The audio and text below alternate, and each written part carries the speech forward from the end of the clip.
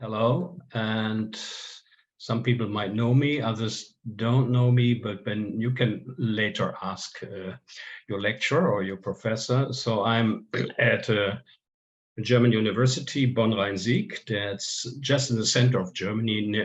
I think Cologne is more well known, and currently I'm working on social entrepreneurship in rural areas, mostly in India and in Central Africa. But my plan is that I will come to Kiev so fast as it is possible. We are looking forward to seeing you again. Yes. Pleasure. Okay, let me see if... No, that's not working. I'll try to open my PowerPoint. Okay.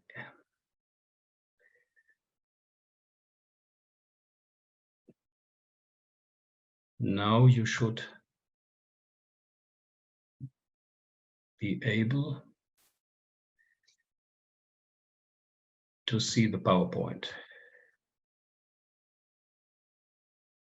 Is that possible? Yeah, it's fine.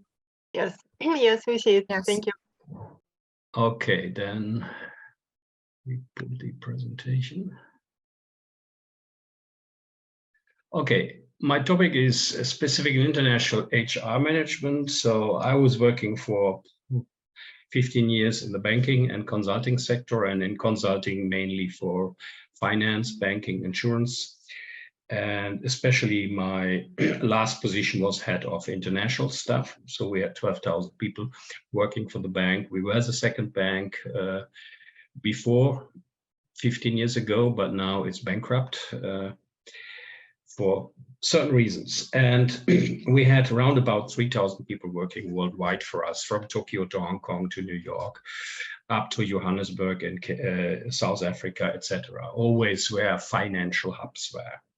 So I will give you some experiences which are still ongoing because I'm in contact with other HR managers in bank in something like an HR managers club. And so I will focus on general HR strategies when companies are international. Then a very short insight, what does it mean for intercultural communication? Because in management, as you know, or you have learned, 80% of management is a kind of communication. And then I'll give you some examples in operational wise in international HR management. So in general, we can say that globalization, totally independent from political struggles in the moment or any other thing, is always going on, and 25 countries are dominating nearly 80% of the global trade. You can hear me? Yes, everything is fine. Yes, yes. Mm-hmm. Okay, so 80% of the global trade, you don't have to read the figures here, just see these arrows, blue and red, is dominated by some 25 countries, and the biggest share is the European Union, as when you see it as an economic homogeneous region, and then US is dominating, followed by China, and Germany is on third place. So our country is absolutely based on export of goods. 70+% is based on export. So we have a lot of people working abroad and have a lot of trade relations. And then see the curve, how fast and tremendous the global trade developed in the past. And still today, even we have this headlines problem with China, with Russia or other parts. On the other side, it's growing faster in other areas like Central Africa, which is one of the future markets in the world. And there are some reasons. The free trade agreements between countries like the European Union, then the new continent markets like Central and East Europe or China or India, for example, and the future will be Central Africa. Then we have international organizations like International Monetary Fund, like World Bank or World Trade Organization, which try to control and to advise in international trade. And we have this technical potentials, like we have this worldwide real-time communication via the internet. We have logistics, bridges, tunnels, canals all over the world. We have container ships which can take really 64,000 containers on board. So 400 meter long container ships, unbelievable. So, as I said, Germany is a very international country. Here in this figure, you see some old data from 2015, but that's important. And you see some typical German brands, but don't think that Adidas is really a German company. It was founded in Germany, but 2/3 of the shares are held by international investors. But for us, it's more important when you see the sales abroad from Adidas is nearly 95%. They make international sales, and more than 90% of the stuff is from abroad or in abroad. And the same is then for other companies, you can see. Just one figure here, DHL, which is just headquartered in my neighborhood. When I climb on my roof, I can see the DHL tower. That was Deutsche Post AG, and they bought a bankrupt company 20 years ago in the US, DHL, and now they made it to one of the world's biggest logistic companies. And 2015, they had 418,000 staff, and you see 60% is working abroad, and now they have 592,000 staff. And that's why now in 2022, DHL is the logistic company in India, in a continent. India is not a country, India is a continent, but as you see, India or China, they are bigger than European Union and America together. So we will see what the future is mastering internationalization. It will be India and China. An international company is when there are some significant activities like markets and customers are international, or they have foreign subsidiaries or branches. They have a lot of human resources abroad or sent abroad. They have international investors. So any kind of international influence brings automatically problems of intercultural communication. And what is very new from this market point of view is that the markets in the past were mainly defined as, let's say, regions, but now we have new market segments across regions. So there is no geographical definition anymore. This is what we call the global teenager segment. These are these youngsters which grow up in the past and the last 20 years with internet, with Amazon, with label brands for sports clothes, etc. And then you can feel this and you can easily test it in your own family. Just have a look to your students from different countries or different cultures background, and then compare your values with their values. And this you compare with your grandparents, not with your parents, but one generation before. You will see that you share more values with the guys from Africa, China, or somewhere else in the world than with your grandparents. And this is an absolutely new market segment, which is absolutely independent from geographical borders. So the strategy now, that's a strategy system, they are nearly all the same. I take this one from Perlmutter, which is very well known, has three main strategy approaches for the whole company or for all functions like human resources or marketing or production. So when a company goes abroad, let's say from Germany to India, you will see why I'm doing this example. Normally, the company is focusing on the way they did it before. They were successful, like Volkswagen, best in Germany, best in Europe. So they said, we are very successful, so we do it in the same way in another country. And the country followed because they wanted to have this German car making technology, for example, from Volkswagen. So ethnocentric means that abroad you are reacting, or your habits are the same like in your home country. You always want to show we are from Germany, we have a German product, that's German quality, etc. Vice versa, when the country is not accepting this, we call it a polycentric, to the host country, so a localized strategy. So let's say when in India, do as the Indians do. There's a reason behind, we'll see later.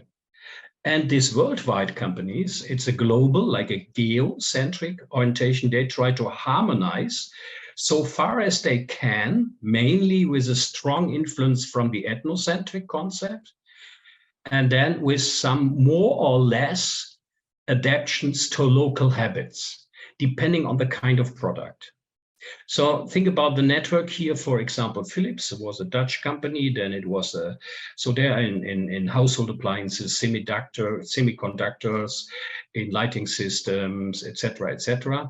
So Philips has production sites in 45 countries in the world, and they always have to think when they go into a new market, shall we do it in the way it was in the tradition, or shall we try to harmonize so far as we can? So I give you an example, a product. Ethnocentric would be the same product worldwide. That's very typical for German cars. A Mercedes is a Mercedes, a BMW is a BMW, a Volkswagen is a Volkswagen. There is not a lot to adapt to local markets. Like if you sell a car in India or in England, you must produce it on a right-hand side driving because they have left-hand traffic. But maybe the name you have to change, or the model, because it doesn't fit maybe to local habits or local dialects. On the other side, a company like Haribo, maybe you know this fancy jelly beers for kids, even adults like them. This is something that goes into your body that needs more stronger localized things because it touches your body, you smell it, it goes into your body. And then you see Haribo, they cannot take the beers because they have a different meaning in India. They have to take colors. India is a very colorful country, and you can see the flag, and then you see they try to adapt it a bit to the colors, and then they have to change the ingredients because pork or beef gelatine, which is used pork in Germany, beef is used for halal for Arabic countries or Turkey. It's not Hinduistic. So people in traditional people, they are vegetarians, or they don't eat pork and cow because cow is a holy animal. So they have to think about what kind of gelatine we take inside, and then they take artificial gelatine nowadays. So the more the product is touching your body, the more it has local influences, and the less it touching, then it has less influences, and there is more ethnocentric or home country. So the product, then you harmonize so far as possible, as I said, and then just local laws or ingredients following. And absolutely polycentric, you just buy a daughter company in India, and then you produce an Indian product that people have the feeling it's from India. For example, in human resources, if you're strongly following an ethnocentric concept, you send a manager or high-skilled expert abroad to control the company, to train the people there, and to let's say to show the corporate identity. We are a German company, that's a German automotive engineer. If you follow a polycentric concept, then in India you would take local managers and try to get local engineers to make the people feeling that's the product our local experts and managers like, and that must be good. And the geocentric concept is nowadays these big companies which are real global, which are try to be in all countries in the world, like Coca-Cola is in more than 200 countries in the world. then you take the best from the world. Could be a French manager running a Volkswagen head shop in Kiev, maybe for the German company. That you always take the best. That's in very general. And then you can do the same now for any kind of production, for sales, etc. What is your idea of following a strategy concept? So now it comes to intercultural communication, when we have local people where we have to communicate with, or we have sent expatriates, managers from Germany, or we have taken maybe a French manager sending to a third country. And the communication is based on values. So what people feel, their behavior is very often unconsciously mastered. And in the 1950s, it was Edward Hall who was the first worldwide researcher, did empiric studies. And his first model was, we have this very general differentiation, because the market in this time was North America and Europe. From their point of view, we have this Anglo-Saxon culture, which is probably all these people which emigrated to the US, like from Scotland, Ireland, from the Scandinavia, the Protestant people from the Netherlands, from the north of Germany, etc. That's what we call the Anglo-Saxon world. They are very direct in communication. You know this. You know, maybe some Germans, they're very direct. They look into your eyes. They criticize if they think something is wrong. And other people like the Latin cultures, like Italian, French, Spanish people, etc., that's more in between the lines. They're always friendly. They criticize you more implicit. So there are some general cultural differences. That was in the way in the 1950s. Nowadays, beside many studies, the World Value Survey study is going on, the seventh wave now. So every 3-4 years, they start a new empirical research worldwide with more than 60,000 questionnaires. They try to bring it away from cultures by nation. Think about Belgium, a neighbor country of Germany. There are two cultures. We have one part where they speak the Netherlands language, as we say Dutch. They are very Protestant, very different in their behavior. Then the other part in Belgium, they speak French. They are very Catholic.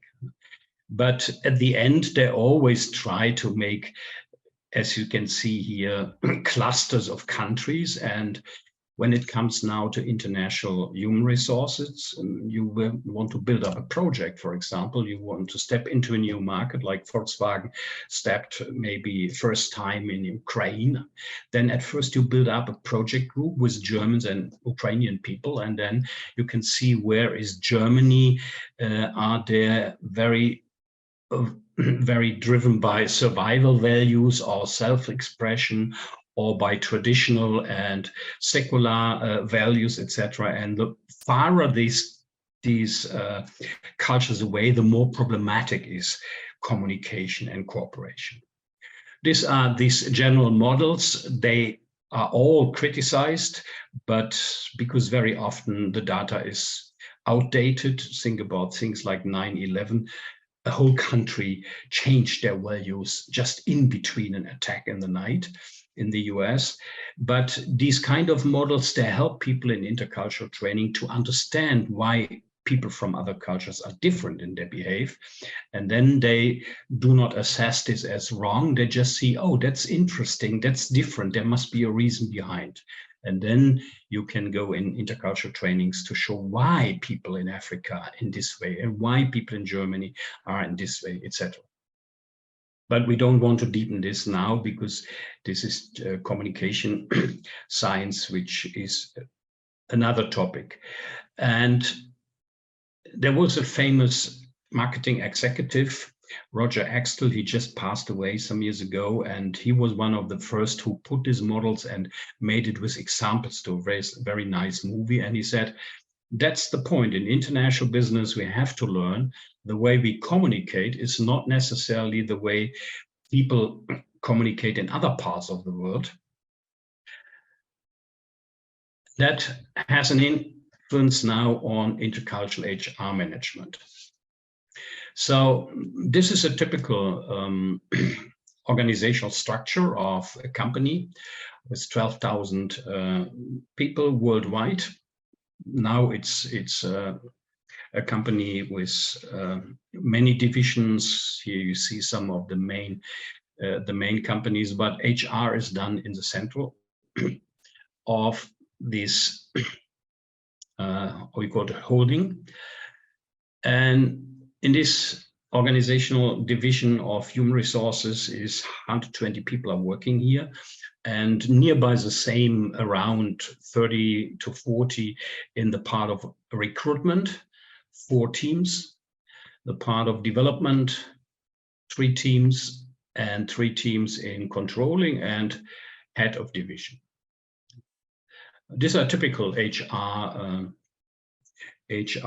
functions. We plan, starting controlling, where HR controlling is planning how many people we need, and then it goes to recruiting, and then the segments of HR, the customers of HR are the people, the staff from the company, the functions and the departments, and maybe the future staff on the labor market at universities or something. And then they differentiate it, because staff recruitment, so we would say tariff staff is easier, is mass recruitment. Management is a bit more individualized. Then international recruitment is very specific. And then we have these guys doing employer branding, running around schools and universities and saying, we are the best, come to us. And then we have in the development sector, we have management development, so career planning and career coaching. We have staff training, mostly seminars, and then we have the youngsters like vocationals or internships, like people doing practical term while they're studying at a university. And then controlling is planning, control, and assessing, inclusive some projects, and then the typical compensation administration, you would say, salary team, and then corporate organization and IT team. Everything what has to do works together with other organizational functions and the information technology. So international or intercultural specifics are, at first, we have more functions. That means we have new groups. We have our local staff, which are working, for example, in Germany. Then we have the expatriates, the managers and high-skilled bankers we send abroad to our financial hubs. New York, there were nearly 200 people we sent abroad there. And then in Johannesburg, there was just 2 people in a representative office, for example. Then we have the local staff, which like secretaries or just banking staff, we hire locally. And then we have the family, maybe the spouse. In my cases, it was mostly men we sent abroad. And the spouse is following with the children. So this is another kind we have to take care of. So we have wider perspectives. With every culture, there is a different perspective, because every culture is very different. It starts with different tax law, with different social insurance law, with languages, with habits, etc., etc. And we have more risks, complex risk, because a high risk of fluctuation, because these people you send abroad are always having 1 or 2 headhunters in their back, try to catch them and bring them to a competitor. There is always a risk of failure, because the spouse in this case is always living in a golden prison. She gets have a nice apartment paid by the company, but she is not allowed to work abroad. And so she has to sit at home. The kids are in international school, they're happy.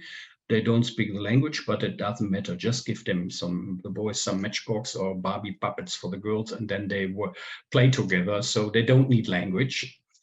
And the partner is not working it starts boring after some weeks. And when they know we have to stay for 3 or 5 years, there's a very, very high risk of fluctuation. Very often it ends up in divorces. That's the reality.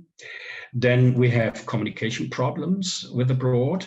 We have the local staff which start becoming jealous because the management positions are taken by the expatriates we have sent, and then they start up to build their own network, the local network, and they feel a bit controlled from the expat, etc. And then all the currency problems as well. So, as I mentioned, one big problem in international human resources is expatriate management. That means we send high-skilled experts and managers abroad. That starts with business trips, some days, up to a week or 2 weeks. Then the assignments. Now I'm focusing more on the assignments or secondments, very often said. That means 4, 3, 4, maximum in Germany, 5 years. And we have permanent delegation. That happens very often, that an expat falls in love abroad, and then he said they start with a family, and then they want to live there, and then they change the contract, and then he's a delegated, or she. But I will focus more on the assignments, sending people for 3, 4, 5 years abroad. That's a German culture, 3 years contract, and then another 1 or 2 year lingering the contract. Not too long, because we need these jobs abroad as career positions as well. They cannot block it. So 5 years is the maximum. Americans, they like this 2 years and then this cross exchange, 2 years here and 2 years there. That's very different in each culture.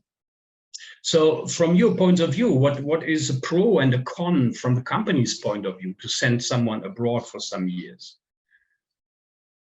Just don't take your hands up, just tell us. When you are a company and you send a manager abroad. I want to share my Alexandra, opinion. yes. Mhm. Yeah, I want to share my opinion. The moment sending an expert to another country, to your sub company or to your company office there, it means that each person can establish team, each person can establish values of your company, and give others understanding of what is it your company, to give more broad understanding of your values, of your vision, and so on, if it wasn't established before. Or also it can be part of training for your expert to communicate with other people from other cultures, because as you know, now we can work just abroad online. I mean, it's no matter where you're from, if you can work on German company, on Netherlands company, on Norway company, but understanding the culture and the people behavior and people mind, it's important. It's one of the main reasons why companies still have it. Okay, and so you mentioned training and then showing corporate identity. A German car needs a German engineer abroad. I can tell you that Volkswagen, no, Mercedes in Japan, the head seller in Tokyo, they pay a triple price for a normal Mercedes. So let's say in this 200 series, they cost about 60,000 euros. And in Japan, you pay 200,000 just for the basic car. And if that's a lot of money for Japanese as well, because they have to pay to get it netto to pay it. So, and then they expect a German engineer as a sales manager when they give such a high price for the country. But on the other side, as we know, that's an advice for all students. If there is a question in an exam and you do not really know what to say, just say at first costs. And then the examiner always would say, oh my God, this guy knows about business. So cost is always a problem. And so we have, besides what you mentioned, the expert abroad and training, it's a part of international career building as well, because you cannot be in an international company as a manager when you do not have real international work experience. And on the other side, I said cost is a problem for a company. normally you can triple the basic salary, then you have the total amount, not from the individual you sent abroad, but when you take all expatriates sent abroad, let's say from Germany to Luxembourg, that's just around the corner from here. So this bank was in Düsseldorf, that's less than 3 hours by car. But on the other side, you send people to Hong Kong or Tokyo, and then you have to take their basic income and triple this, then you have the budget, what it costs. We'll see later on what kind of cost there are. And then you have a lack of expertise at home. You send always the best people abroad, but then there's a lack of the expertise in your home country. And as I mentioned, you have the break off and the fluctuation. On the other side, you have this expat with a family, like in the picture here. That looks nice. They are on their way and or they're coming back. And what do you think is the advantage from the expat point of view and the disadvantage to go abroad as an expat from the company? The advantage is that you can just grow. The disadvantage for companies that you can leave this company and be part of another local company where it's higher paid your work, and so they can just lose you, giving you more abilities. But if they wouldn't give you more abilities, you couldn't grow. And this is the main dilemma of working on career rise of your expertise. Someone has an additional idea what might be a advantage or disadvantages from the personal expats or families point of view? Yeah, I would like to add. Well, it depends on the personality. First of all, I think because some people like to travel and they enjoy like every 2 or 3 years to go to another country. Yeah, they're excited. It might be easier for some younger people, yeah, who are alone. But for family members or for families, it's much more difficult because if they have children, it's a stress for them to take them from their school and move to another country for 3 years when they don't know anyone, yeah. And just like you mentioned, for example, if a man or a husband is working, yeah, then a wife has a challenge of what to do and where to work if she doesn't speak a language. So it depends on the family status, I think, and on the personal, from the personal, of course. Okay, you mentioned most of the pros and cons here as well. So from the expat is a career step as well. He sings, and higher income with a lot of allowance we'll see, and then gets more training and personal development. These people, it's like a student. When you go abroad for a semester, even a semester is fine. You come back as a real different person. It's personality building, we can say. And as you said, it's traveling, adventure, and this is from the expat point of view, positive. The more far away, the more interesting it is. But the most want to go west because we all have the bias of America and England and Paris, etc. But we need the people, let's say, in Africa now. These are the future markets, and we don't need German bank managers in the US. They have them by their own, maybe better ones. But tell a young family to go to Uganda or South Africa. That's a problem. And then the adventure, also the private adventure, the kids get into private schools, the company pays for that. Let's say they go to the German school in Kiev or anywhere else, which they normally would not pay a private school here. This is very expensive in Germany. We have 90% of the universities and schools are state without any fees. Just 10% is private, and they're extraordinarily expensive. But on the other side, we have this social lags. They leave their parents, they leave their friends, their networks, their neighborhood. And as we already mentioned, the break-off image, divorces, etc. So what is, for example, the international career as a thing from the company is from the expert's point of view a bit different. Than the company thinks he can make career in our house and he can bring these international experiences. back for his team or for us, but the expat says, okay, I'm more flexible on the international market and I can earn a lot more money when I move to an American bank or somewhere else. So there are some same motivation, but with different outcomes. And that's a problem to keep these people inside the company. And then you mentioned very interesting, young people are more flexible, they speak better English nowadays, etc.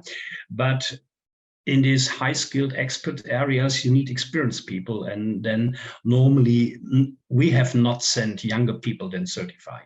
And then you send with the family and with the kids. And very often the kids are the factor that they stay, that they fulfill their contract, even if they are not happy, because the kids have to fulfill their school year or make their high school certificate. And then this binds a bit the people there.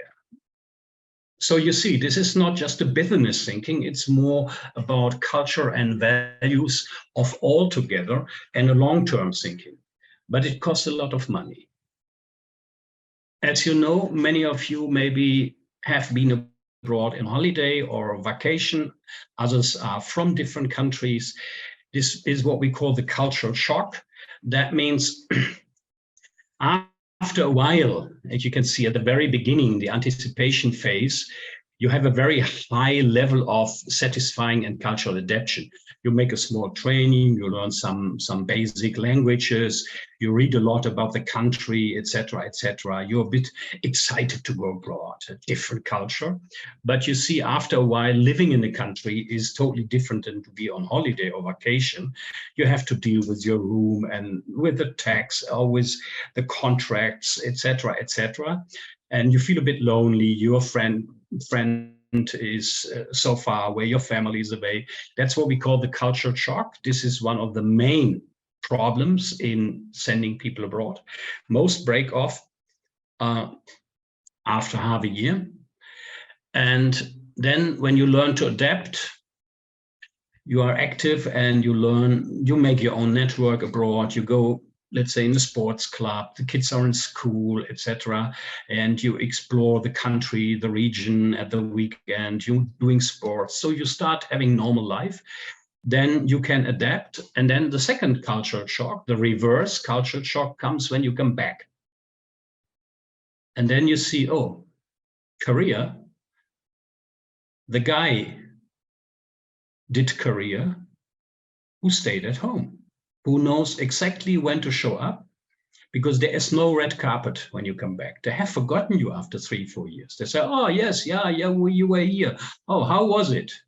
But then they keep on their own problems and their own career, etc. And the second reverse culture shock very often brings fluctuation, that these people see other parts of the world are nice as well. The sun is not only shining in the world where I was born, or they fall in love, or they're looking for a new event or adventure, and then they leave the company and then they do their career in a different company. So expat management brings not short-term career steps, it brings long-term career steps because of your international career, of your greater personality. You are in the long term making a better career, whatever career means for you, but your personality has changed. But these are two very, very difficult phases from the company's point of view, where you have huge risk of fluctuation. And even if the company, if you come back and you have fluctuated in the early cultural shock, you have a bit the image that you are a loser. You haven't done it. That's the problem. We try to compensate besides the salary with a lot of things. So there are some challenges when you go abroad for the company. We have different labor law, different taxes, different social insurance, etc., etc. Then we have this situation that we have the teams abroad. There is this German expat and a local team. Sometimes, let's say, the manager in the Indian company has studied in London engineering or information technology, the same like you did, but he gets quite lower salary than you for the same job. That brings always a problem in the team. The same as with benefits. You have a company car, kids go to private school, what the Indian engineer cannot afford. Then you are the big fish. You are attractive.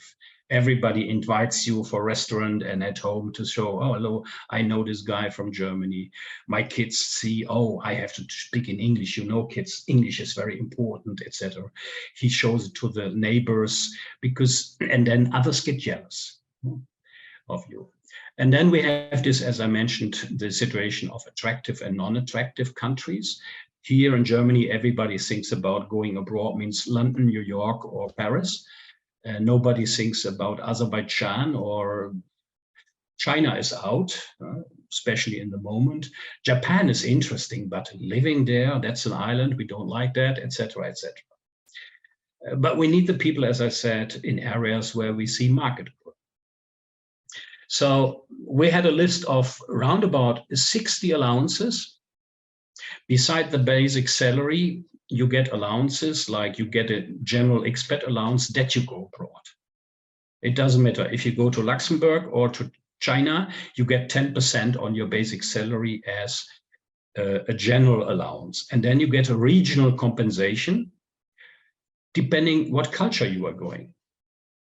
We'll see that later. And then the purchase power difference, you get money for income tax differences, relocation service that starts finding an apartment, bringing your stuff abroad, or we find a furnished apartment and we take all your stuff in a container, or we keep your house, your garden in Germany, and then people like to want to have a compensation because now we have a 60 square meter apartment for 4 people in Tokyo, but at home we had just built a new house and we had 140 square meters with a garden for the children, blah blah blah, and each child had an own room, etc., like their standards here, and then you pay compensation for the lower standard for the next 3 years.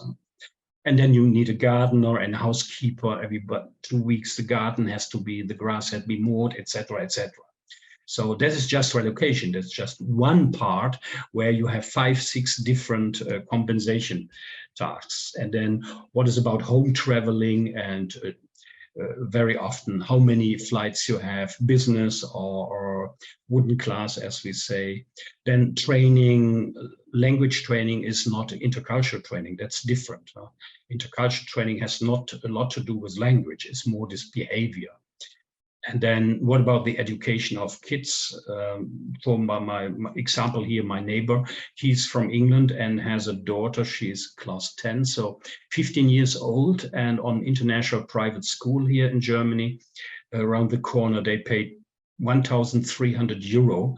That's quite the same like US dollar in the moment, netto for the kid. And if you have 2 or 3 kids, you can see what you pay in an international school. The company pays that.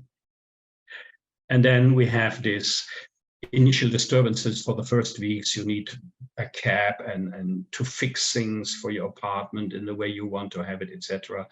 And you have to go to restaurants before you start cooking and know where you can shop the things you need. Then you need money for the tax advisor. The family separation, where the family stays at home, is an allowance. Social status, like in India, you need a cook. You must have a cook in your house. On housemaid in Southeast Asia, it's a must. Otherwise, they do not accept you if you don't give jobs to poor people. And in the US, you are a member of a golf club, the company pays, or at the seaside in a sailing club. Even if you cannot sail or playing golf, you need to be a member of the club because they are the international networks, or like a Rotary and all these clubs. Then all this kind of insurances, health insurance, pension plan, company car, etc., etc. So this is a big problem. And just one example to show you how complex that is the regional compensation. And then this is an official table. And they did it like, let's say in Germany, like from Düsseldorf, Cologne area. So from this area, you can measure the differences in distances, like hours to fly, how far is it away? Then the climate, high humidity, low humidity, very hot, not very hot. then culture and style of living, special stresses like war, for example, or terrorism is a special stress. And so you can give different points. We do not want to go to this, but everybody understands that from Düsseldorf to London, that's not really a distance. You fly 50 minutes, you can meet at the airport, your guys from London, and then you can go back to Düsseldorf in the same way. So you get no point. But very far away is Melbourne. That's one of the longest flights. So you get 3 points. So you get a relatively widening between these different offices in the world because of distance. Then you can take climate. But now you see, this is all very subjective. Some people like humidity, like in Korea, we had 90% humidity and always more than 30 degrees. They said, oh my goodness, sauna for free every day. And other people hate it. And then you can see is now from the Western German point of view, the differences in different places, the same culture and style of living. Other people, they say, oh, the more different the culture is, the more interesting it is. And other people, then they say, oh no, I don't like that. I want to have German food. I want to have German handshake, etc., etc. So it's always very, very subjective. But I tell you why we make this. And then special stresses like Kiev would be now have at minimum 2 points because of the war, or crime in Johannesburg and Cape Town, and then you can give some extra points. And then you can, with this sum of the points, you can relatively see the differences. And then in our case, that was 40% regional compensation of the basic salary, maximum for the highest influence. And that was, in this case, you can see Hong Kong and Tokyo, they get 40%. And then you get see place 9 or 10 is just around the corner. They get just 3%. So everybody knows that this is very, very subjective. But if you have such a table and you are in a negotiation as an HR manager with the family, the guy and the family, you can say, okay, this is our official table, and you see this is your regional compensation. And then if they see a table, it looks everything like a quantitative measured. And then they believe that. They never ask, why is that? They believe it because it's a general rule in the company. So you can say, in general, there is the allowances is compared to the basic salary to all our people we have sent abroad was at minimum 30%. And maximum was 100% of the basic salary. Depending now, you understand where they have to go. Another interesting thing is vice versa. The people which come to Germany with a different cultural background in international companies. In the moment, we have a lot of Ukrainian people here and they work here, partly in schools, partly as helpers, because very often young mothers with their children, everybody understands.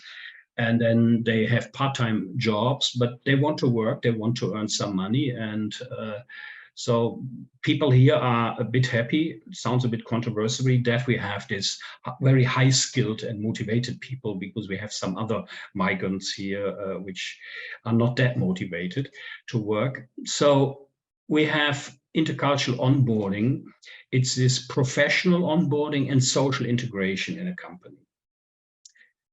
And then we have the expatriate. That means from our daughter company abroad, someone comes for a year, an engineer, to work for a year here, to see the network, to learn about the German corporate identity, etc. And then back again, he's in our daughter company being the representative, the local representative. Or we have the expats from abroad, which are coming back as repatriates because they have changed their mentality. A German lived 3 or 5 years in Japan is not this German anymore like 5 years ago. They have different view on career and their job. Then we have these international graduates, these people coming, they did their master in their home country, now they're doing, they did their bachelor and now they're doing a master study in engineering or something.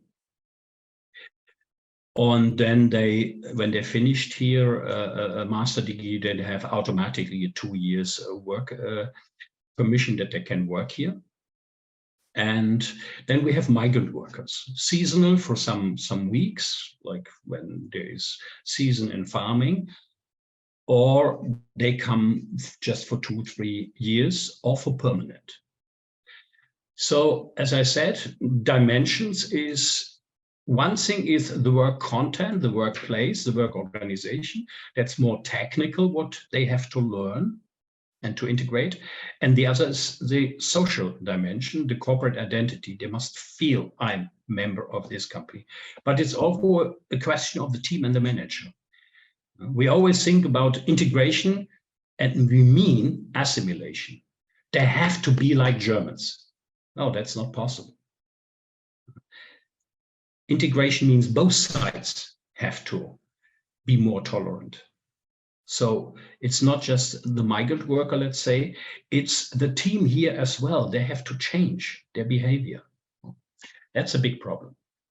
And we have different concepts. We can say this onboarding is preparation before they start, then training, any kind of training with mentoring and binding these people, retention management, for example, for a longer time.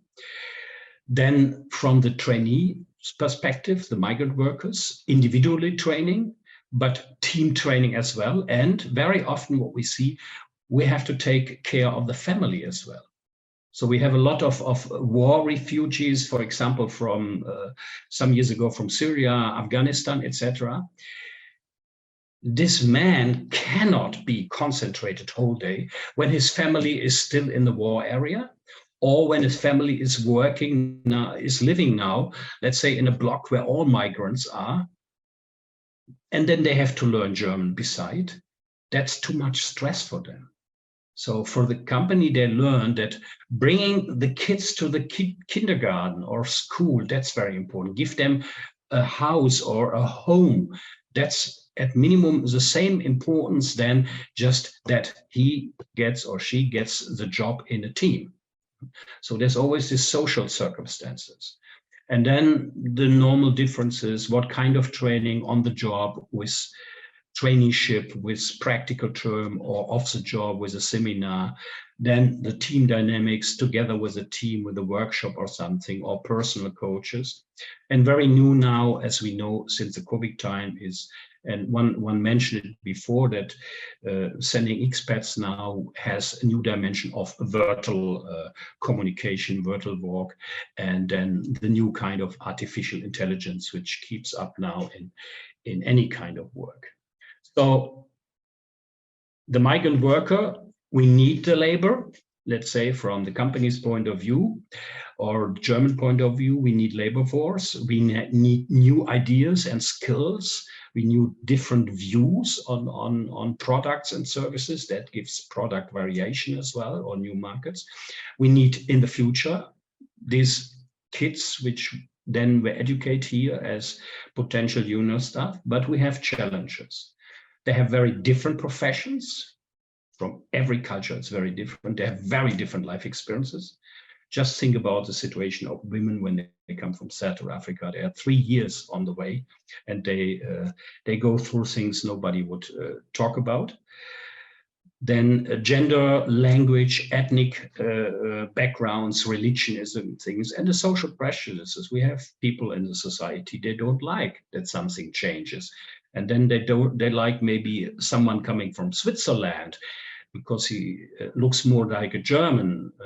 But in the moment someone has a different skin, they think, oh no, we don't have. I think that's the same we have in every country worldwide. There's always the better and the worse migrant from the community's point of view.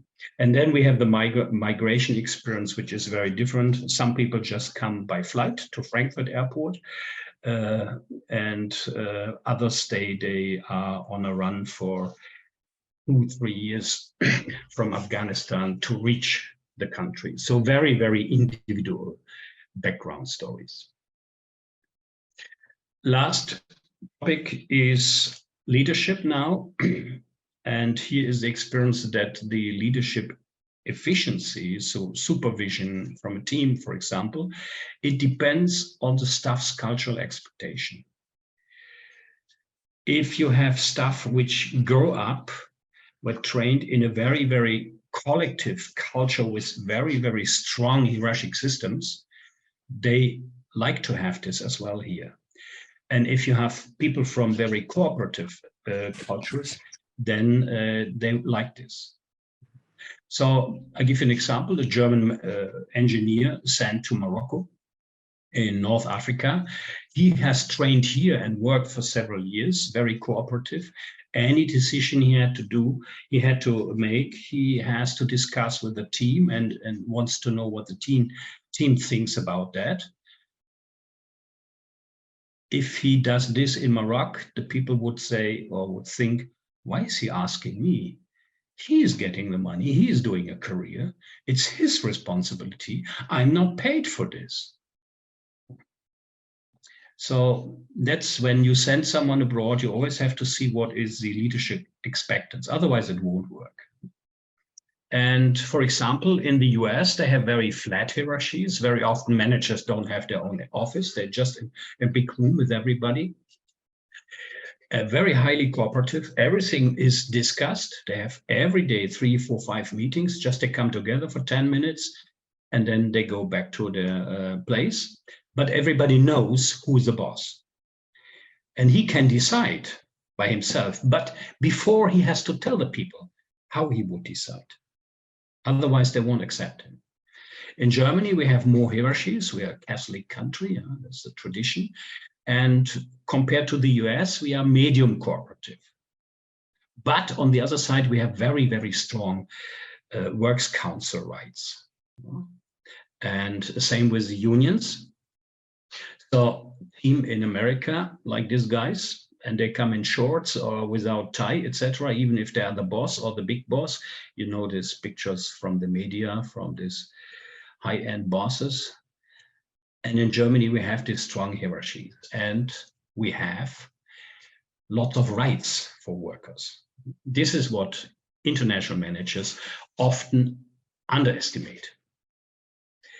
Labor law culture, it's the same in the US. No problem to dismiss some from the job, but they come to you and say, you have to leave your office in 2 hours, and then you get a 3 months salary check. No, nothing else. In Germany, we have very, very strong protection act. If you have worked for 10 years in a company, it's very hard to get someone out. And sometimes they have, after a while, when they have very strong unions, non-cancelable jobs, like at Volkswagen or something. And the same is outside. In the US, you have very different unions in a company. Sometimes you have to negotiate with 5, 6 different unions in a company, like the union of the truck driver, the union of the metal worker, the union of the office guys, etc.